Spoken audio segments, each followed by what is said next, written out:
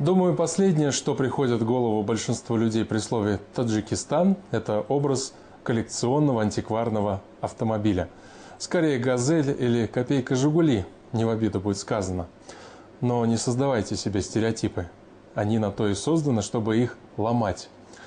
В республике много настоящих ценителей, фанатов ретро-автомобилей. В поисках какого-нибудь грузовика военного времени или Кадиллака, выпущенного ограниченным тиражом в 50-х, они ездят по дальним весям и кишлакам. И, как ни удивительно, находят именно там, в глухих таджикских кишлаках, а не на выставке где-нибудь в Монте-Карло. Не все вещи с годами дешевеют. На этом поле таджикские коллекционеры выставили старые автомобили. Они имеют свою цену, историю и личную характеристику. Это первая такая выставка для Таджикистана.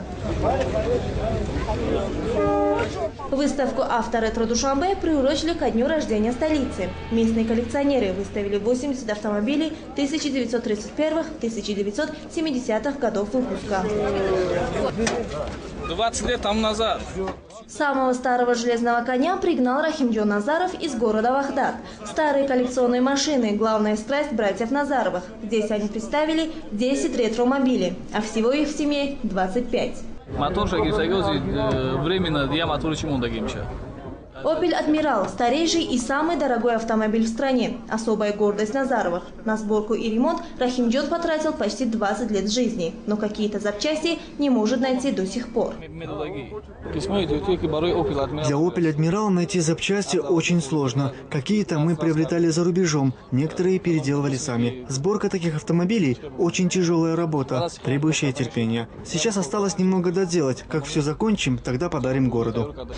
Абдушукур Динаев никому не собирается дарить свой боевой автомобиль, не думает и о продаже, хотя ему постоянно предлагают хорошую цену. Это бронированный автомобиль. На нем в советское время ездили только первые лица республики. Советский лимузин – так называет свой автомобиль Абдушукур. Когда он его покупал, у него не было ни мотора, ни карбюратора, ни кардана. Коллекционер собирал каждую гаечку по всему бывшему Союзу и сделал все собственными руками. Лимузин по всем меркам раритетный. Эту марку выпустили в 30-х годах в количестве всего 12 штук.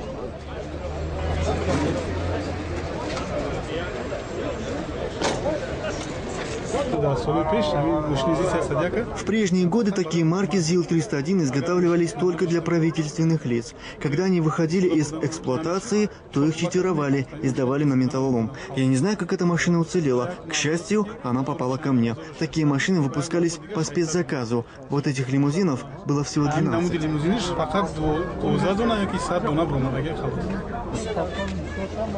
Выставка коллекционных автомобилей стала неожиданным подарком для неизбалованных душанбинцев. Видя такой интерес, власти города предложили клубу ретро-автомобилистов помещение для их драгоценных антикварных экземпляров.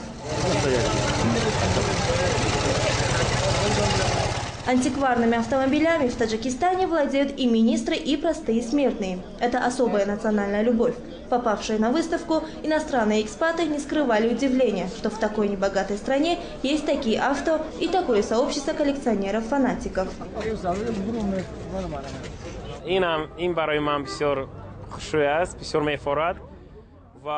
Я уже долгое время нахожусь в Таджикистане, и мне даже не верится, что здесь есть столько прекрасных антикварных автомобилей.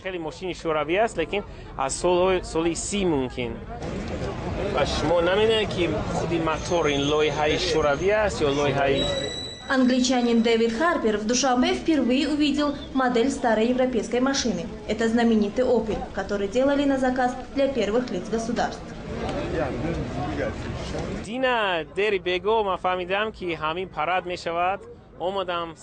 Я узнал, что состоится фестиваль-выставка, и с раннего утра стоял и ждал открытия. Лично для меня это очень интересно, потому что на выставке представлены очень старинные автомобили. Я, честно говоря, удивлен, что такие машины попали в Душанбе, и как они хорошо сохранились. Некоторые из них так шикарно отремонтированы, что, глядя на них, вспоминаешь былые времена.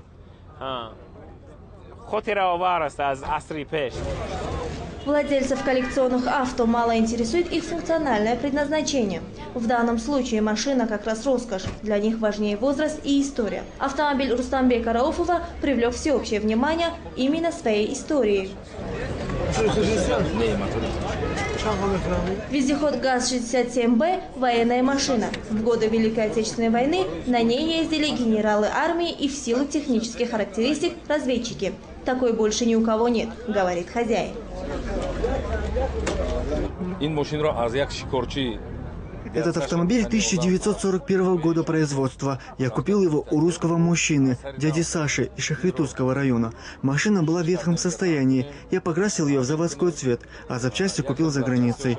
На ремонт ушло 3 года. Над ним 1 год и 6 месяцев работали 3 мастера, а потом еще 3 мастера около 1 года и 8 месяцев. Я готов потратить столько средств, сколько потребуется для полного ремонта, потому что на таком ездили только генералы. После войны каждой советской республике раздавали по одной такой машине, и тогда на них разъезжали чиновники. Владельцы хвастаются, что их автомобили могут стоить и $100 тысяч и больше. Но специалисты говорят, что пока это все же хобби для избранных. Вот и на первой выставке «Авторетро Душанбе» ни одной сделки не заключили. Люди предпочитали фотографироваться на фоне красивых машин и заглянуть внутрь. Но вот про цены никто не спрашивал.